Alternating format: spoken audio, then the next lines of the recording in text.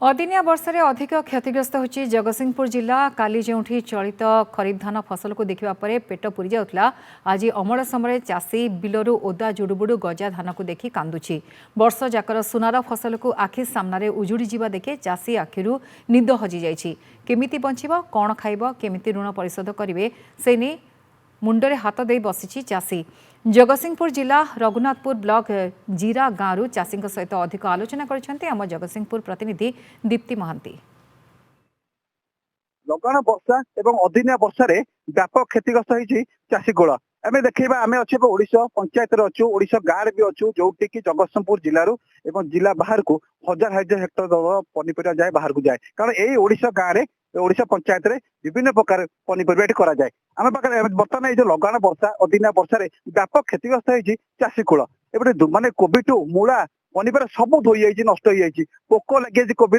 बेपारी नौना चाषी ठार कोबी पनीपरिया चाषी को चिंतार केमी वर्षा चलो सी आप किसी अच्छे चाषी आम पचारि बुझा जे अच्छा माउसी जो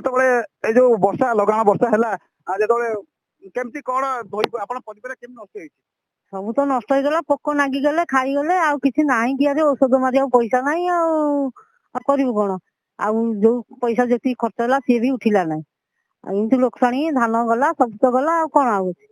वर्ष जाक चलुथी फसल दिए ना वर्ष जाक कौट चलो से लाभ जी खर्च है से ना कौन कर देखुच तो तुम एमती कौन कर शुणुले जन चाषी माँ कहते